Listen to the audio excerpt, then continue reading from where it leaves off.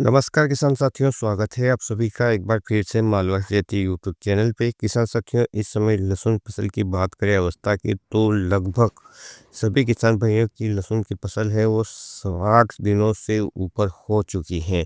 और कुछ किसान भाइयों की तो जो उपली लहसुन है वो हार्वेस्टिंग भी होने लगे हैं। यहाँ पर हम उपली लहसुन को छोड़ देते हैं, या यूँ कहें कि यदि वो 90 दिन की अवस्था तक है या 110 दिनों तक की अवस्था है, तो हमें उसमें ऐसा क्या करना है जिससे कि फसल का जो कंद है वो अच्छा बने, मजबूत बने, और किसान साथियों फसल की जो पैदावार है वो भी अच्छी है। तो इस वीडियो में कुछ महत्वपूर्ण जानकारी हम कवर करेंगे, तो वीडियो को पूरा आप लास्ट तक ज़रूर देखिए। किसान साथियों, जैसा कि मैंने आपको पिछले कई वीडियो में बताया है कि हम हमारी फसल को 3 अवस्था में बाँट सकते हैं। एक होती है उसकी अवस्था वानस्पतिक वृद्धि अवस्था, या यूँ कहें कि हमारे शरीर की भी 3 अवस्था है, बचपन, किशोरावस्था और बुढ़ापा है। यूँ कहें कि बचपन, जवानी और बुढ़ापा। ठीक इसी तरह से हमारी फसल की भी 3 अवस्था है, और 3 अवस्था में जो सबसे पहली अवस्था होती है फसल की वो होती है वानस्पतिक वृद्धि अवस्था। यानी इस समय केवल उसकी जो हाइट है, या यूँ कहें कि अपनी भाषा में कि उसका शरीर बढ़ता है। जो किसान साथी हमारी फसल में भी यही होता है। 60 दिन की अवस्था तक हमारी फसल में वेजिटेटिव ग्रोथ होती है, उसकी पत्तियां हैं वो बड़ी होती हैं। तो हम इसको वानस्पतिक वृद्धि अवस्था कह सकते हैं। या एक और उदाहरण के साथ साथियों मैं आपको समझाऊं, तो हम जो मकान बनाते हैं उसकी भी 3 अवस्था होती है कि हम पहले नींव करके उसका स्ट्रक्चर तैयार करते हैं, उसके बाद उसको मजबूती देते हैं, और तीसरा उसको सजावटी और वो अच्छा मजबूत बना रहे, इसलिए उसमें महत्वपूर्ण कार्य करते हैं। तो हमारी फसल भी इसी प्रकार से है। और अब जो सेकंड अवस्था है 60 से लगभग 110 दिन की, ये बहुत ही महत्वपूर्ण अवस्था है किसान साथियों। इस अवस्था में हमें अपनी फसल को मजबूती देना है, या यूँ कहें कि लहसुन की खेती का वो गोल्डन पीरियड है जिसमें किसान साथियों यदि आपने फिर फसल की केयर सही तरीके से कर ली, तो आपकी जो उपज है 25 से 30% तो बढ़े ही बढ़ेगी, लेकिन किसान साथियों उसका बाजार भाव भी आपको ज़्यादा मिलेगा। जैसा कि मैंने आपको पिछले वीडियो में भी बताया है किसान साथियों कि इस अवस्था में फसल की जड़ों की बढ़वार भी अच्छी होनी चाहिए और न्यूट्रिशन भी अच्छी लेना चाहिए। साथ ही किसान साथियों पौधे में प्रतिरोधक क्षमता भी अच्छी होनी चाहिए। इस समय कंद बनने का प्रोसेस शुरू हो जाता है, तो पौधे की ऊर्जा है वो और भी ज़्यादा खर्च होती है, और इस अवस्था में किसान साथियों पौधे में यदि किसी पोषक तत्व की कमी है तो रोग भी उसे घेर लेते हैं, कीट भी घेर लेते हैं।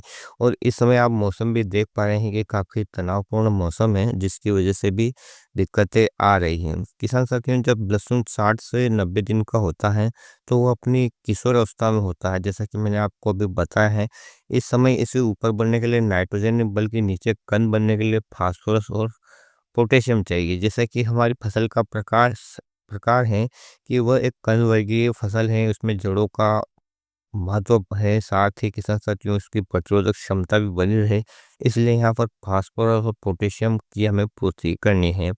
जैसा कि मैंने किसान साथियों आपको इसी समय बताया है कि 05234 जो एक प्रकार का वाटर सोल्यूबल फर्टिलाइज़र है, इसमें 0% नाइट्रोजन है। क्या तो इस समय हमारी फसल को नाइट्रोजन की आवश्यकता नहीं है? बिल्कुल है, लेकिन इतनी मात्रा में नहीं जितनी कि हमें उसे अलग से देना पड़े। इतनी तो नाइट्रोजन हमारे खेत की मिट्टी में रहती है घुलनशील अवस्था में, और जब भी हम इरिगेशन करते हैं तो उसे थोड़ी-थोड़ी मात्रा में नाइट्रोजन मिलती ही रहती है। लेकिन इस समय उसे सबसे ज़्यादा जो पोषक तत्व खर्च होने वाले हैं फास्फोरस और पोटेशियम, उसकी ज़रूरत होती है, और उसको हम तुरंत हमारी फसल को मिले, ऐसा हम प्रयोग करते हैं। क्योंकि किसान साथियों जैसा कि मैंने पिछले वीडियो में भी आप बताया है कि इस समय यदि आप डीएपी, एनपीके या अन्य कोई खाद ज़मीन में डालते हैं, उनको कन्वर्ट जो होने में टाइम टाइम लगता है।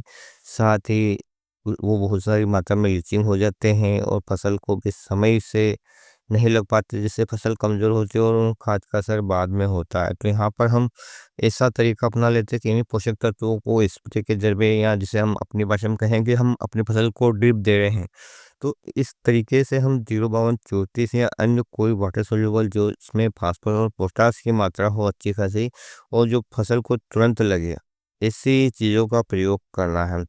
किसान साथियों ये जिससे क्या होगा, जड़ों का विकास अच्छा होगा, कंद बनेगा मोटा ताज़ा, और वो मजबूत बना रहे हैं, इसके लिए हमें उसमें कुछ एक्स्ट्रा भी करना होगा। केवल आप ज़ीरो बाउंड चोटी डाल के सोचेंगे कि मेरी फसल है, वो अच्छी हो जाएगी, तो किसान साहब जो कंद तो अच्छे बन जाएँगे, लेकिन वो फटेंगे। उनमें जो पर्दा है, वो खराब हो सकता है, मेला रह सकता है, तो इसके लिए भी आपको उसमें कुछ अलग से करना होगा और वो लेना है किसान साथियों आपको बोरॉन। बहुत सारे किसान भाई कहते हैं कि बोरोन को 0 बाउंड के साथ मिलाकर नहीं देना चाहिए, लेकिन किसान साथियों अलग-अलग घोल बनाकर आप इनका साथ में कॉम्बिनेशन चला सकते हैं। ये लहसुन को फटने से रोकता है और ये लहसुन के पर्दे को दूध जैसी सफ़ेदी और चमक देता है। यदि इन दोनों की मात्रा की बात करें किसान साथियों, तो यदि आप बहुत ही अच्छी कंपनी का लेते हैं तो 700 ग्राम से 900 ग्राम तक ही काफ़ी है, लेकिन यदि आपके यहाँ पर जो किसान साथियों एकड़ में आप प्रयोग करने वाले हैं तो 1 किलो 0 बाउंड 34 जो किसी अच्छी कंपनी का ले, ब्रांडेड कंपनी का ले और उसके साथ 250 ग्राम जो 20% वाला बोरोन आता है, उसको मिलाकर स्प्रे करें। दोनों का घोल अलग बना लें तो बहुत ही अच्छा रहेगा। जैसा कि मैंने आपको बताया है कि फसल में इस समय काफ़ी ज़्यादा किसान साथियों सेंसिटिविटी रहती है, संवेदनशीलता रहती है और मौसम भी इस समय काफ़ी ज़्यादा ख़राब है। तो इस समय कीड़ों और बीमारियों का प्रकोप भी आपकी फसलों में ज़्यादा देखने को मिलता है, क्योंकि पौधे की सारी ऊर्जा खर्च होती है और उस समय किसान साथियों प्रतिरोधक क्षमता कम होती ही होती है।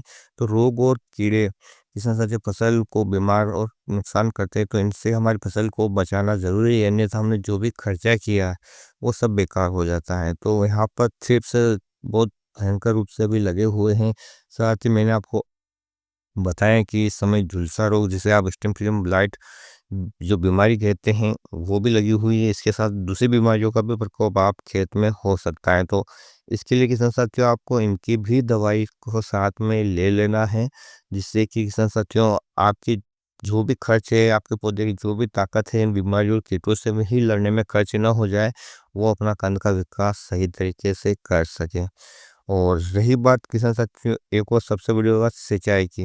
यदि आप स्प्रे कर रहे हैं उस समय किसान साथियों आपके खेत में नमी होना बहुत ज़रूरी है, अन्यथा आपको इनका दवाई का रिज़ल्ट नहीं मिलेगा, स्प्रे का रिज़ल्ट नहीं मिलेगा, बल्कि और भी नुकसान होने का डर रहता है, क्योंकि जो भी आप दवाई चाहे फंगिसाइड, इंसेक्टिसाइड या वाटर सॉल्युबल फर्टिलाइज़र ही स्प्रे करते हैं, तो आपके पौधों में गर्मी जनरेट होती है और किसान साथियों उस गर्मी को ठंडा करने के लिए खेत में नमी होना बहुत ज़रूरी है, अन्यथा उसकी जो पत्तियां हैं वो जल सकती हैं। तो जब भी आप स्प्रे करने वाले हैं तो खेत में पर्याप्त रूप से नमी हो और 2 से 3 दिन के बाद किसान साथियों आपके खेत में हल्की सिंचाई कर सकते हैं।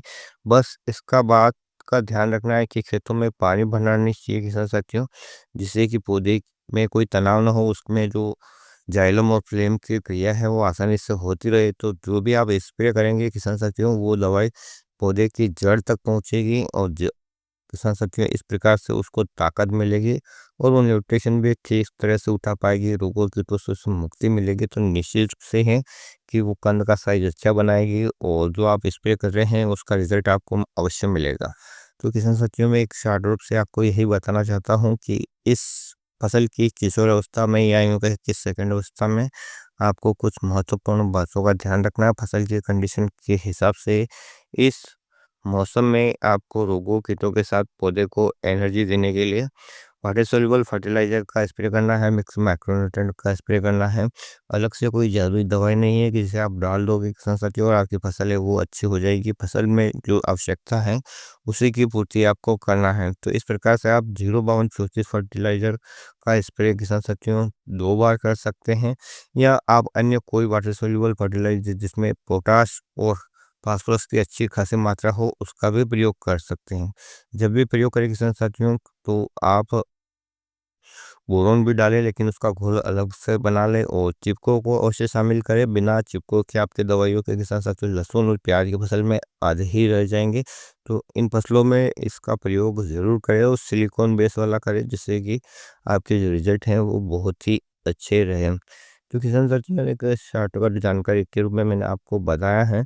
आप करें या ना करें इसका नतीजा आपको किसान साथियों फ़र्क देखने को मिलेगा। आप चाहे तो थोड़ा-सा प्लॉट छोड़ सकते हैं, वहाँ पर अपना प्रैक्टिकल भी हो जाएगा और आपको आगे 1 वर्ष के लिए अनुभव भी हो जाएगा। फिर आपको किसी से पूछने की या यूट्यूब पर जाने की ज़रूरत नहीं होगी कि आपको खेती के तरीके सीखने पड़े। उम्मीद करता हूँ कि ये जानकारी आपको पसंद आएगी। पसंद आए तो प्लीज़ वीडियो को लाइक और चैनल को सब्सक्राइब ज़रूर कीजिएगा। फिर मिलते हैं नए वीडियो में नई जानकारी के साथ, तब तक के लिए जय हिंद, जय जवान, जय किसान।